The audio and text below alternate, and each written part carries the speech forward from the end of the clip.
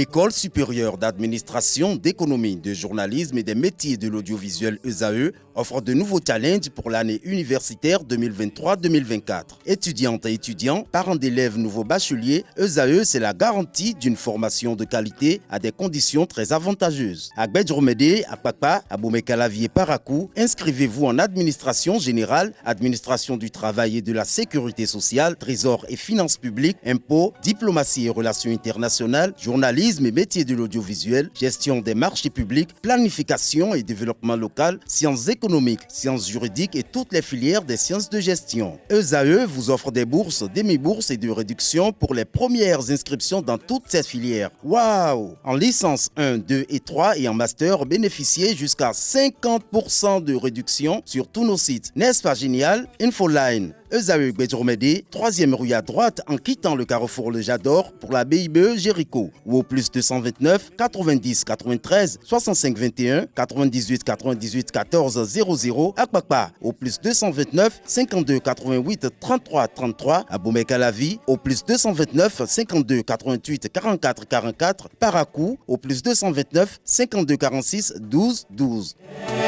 ESAE, l'excellence à un an. Ce que le gouvernement a fait, ce qu'il a fait et ce qu'il doit continuer à faire encore, parce que la population attend une grande chose, attend qu'il fasse beaucoup de choses pour que beaucoup de gens soient à l'aise. Si on prend l'exemple des routes, il faut que les routes soient bien bitumées, qu'il n'y ait pas de tracasserie lors des traversées. Il est normal que le gouvernement périodiquement puisse aller rencontrer ses mandats pour leur exposer, pour faire le défi, le bilan de tout ce qui le parcours de leur gouvernance et de ce qui leur reste à faire.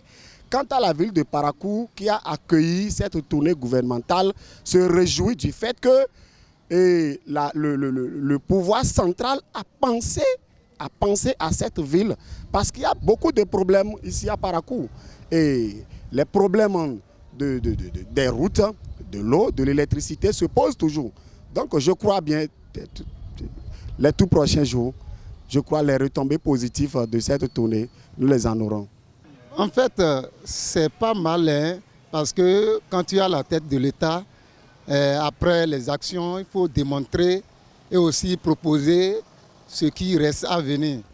Bon, concernant tout ce qui s'est passé le jour-là, on a entendu de leur bouche. S'ils pouvaient réaliser ça, ça serait bon. Surtout le projet de l'asphaltage phase 2 qui est en cours, c'est très très bon pour la ville de Parakou. S'ils pouvaient effectivement respecter les voies sélectionnées par ce projet asphaltage phase 2. Il a réalisé assez de choses, mais Parakou, on dit Parakou c'est une ville à statut particulier. Mais actuellement, Parakou reste encore. Moi je qualifie Parakou comme c'est une ville reculée quoi. Actuellement, il y a les vents, surtout les voies ne sont pas bitumées. Là, ça devient autre chose. Pour moi, sinon, moi je ne sais pas. Parakou dépasse à ce niveau-là. L'adage, tant qu'il reste à faire, c'est que rien n'est fait.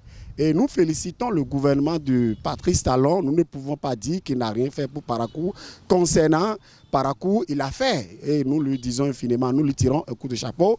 L'asphaltage, la première phase que nous avons connue dans Parakou. Et la seconde phase qui serait déjà en cours d'exécution selon les informations. Très bien. Mais ici, dites-nous qu'il reste des choses. Parce que nous avons toujours l'instabilité du courant. L'instabilité du courant, le courant qui constitue un facteur de développement. Vous voyez, la santé, concernant la santé aussi, les mêmes choses. Il faut doter de nos hôpitaux les matériels adéquats pour pouvoir prendre en charge la santé de cette population.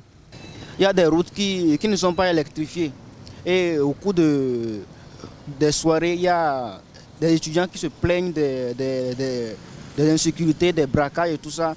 Donc si on a par exemple une requête à formuler à l'endroit du gouvernement, ce serait d'essayer au moins d'électrifier ces routes-là et aussi de d'essayer d'arranger par exemple le quartier Banikani qui est là, qui abrite, je crois, au moins plus de 80% des étudiants. Ils sont ici. Donc s'ils pouvaient essayer de nous arranger les routes et assurer la salubrité de Banikani, ça nous ferait plaisir. Parakou a besoin de beaucoup de choses. Et par exemple, selon moi, en matière d'hygiène, parce que Parakou est une ville qui regorge, qui rassemble beaucoup d'étrangers.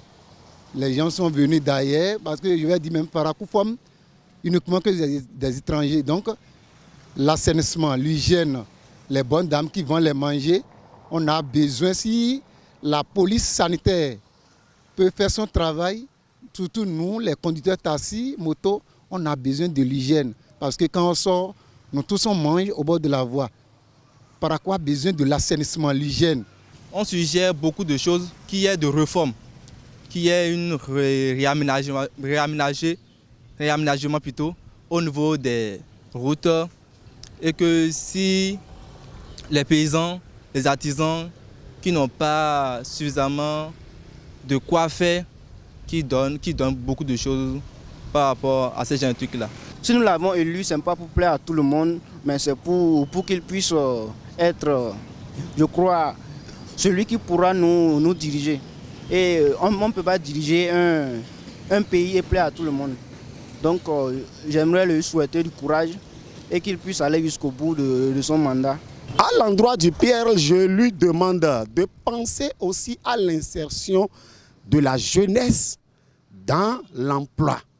Si le gouvernement pouvait un peu pencher sur les paysans, revoir, c'est-à-dire son action envers les paysans, ça serait bon. Parce que pour moi, le fait qu'il a mis l'action sur l'acajou, la production de l'acajou et le soja, les opérateurs économiques et les paysans ne sont plus libres. C'est-à-dire quand on voit l'aspect de la politique du gouvernement, c'est-à-dire ça ne donne pas ce qu'on veut.